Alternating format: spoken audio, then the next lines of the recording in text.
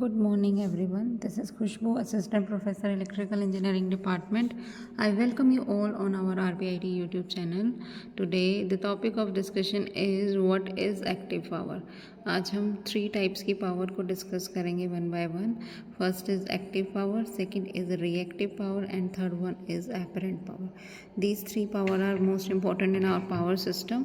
We should know about it. So let's start with the topic. What is active power?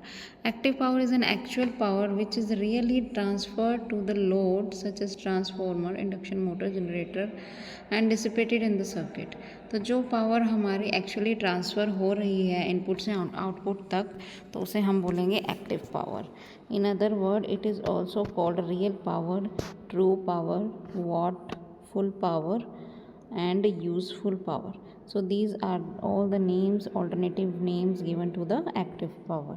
तो इसकी जो unit होती है हमारी वो होती है वॉट. जो नॉर्मली हम पावर मेजरमेंट करते हैं वो भी वॉट में करते हैं, तो इसकी जो यूनिट होती है वो वॉट होती है. या फिर हम लोग इसे कह सकते हैं 1V, मतलब 1 watt is equal to 1 volt into 1 amperes.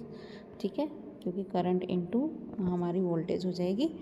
अगर हम डीसी सर्किट की बात करें, in DC circuit power supply to the DC load is simply the product of voltage and current, because in DC circuit there is no concept of phase angle between current and voltage. In other word no frequency or power factor in the DC circuit. तो हम लोग इसमें simply V into आई लेके चलते हैं.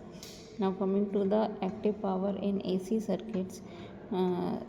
In this case there is a situation of sinusoidal wave होती है which is more complex because of the phase difference between current and voltage. Therefore average value of the real power is V into I cos theta. तो जो हमारी इस case के अंदर AC के अंदर जो हमारी रियल पावर होती है वो हमारी होती है VI cos theta. Theta is the phase difference between current and voltage. अगर हमारा प्योर रेजिस्टिव केस है तो हमारी जो पावर की वैल्यू होगी VI होगी, क्योंकि फेज डिफरेंस उस केस में 0 होता है. Now these are the formulas of active power. Active power के फॉर्मूलेज हैं ये डीसी सर्किट के केस में है, ये AC सर्किट के केस में. अगर 3 फेज लेंगे तो √3VL IL cos phi हो जाएगा, और इसी को हम लोग फेज़ की फॉर्म में भी लिख सकते हैं. So these are the formulas for the AC active power.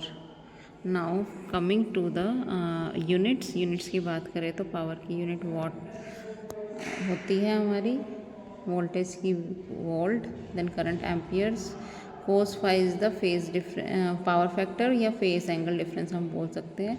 VL line voltage है, VL and IL line current है. S is the apparent power and Q is the reactive power, जिसके बारे में हम स्टडी करेंगे नेक्स्ट वीडियो में. Till then thank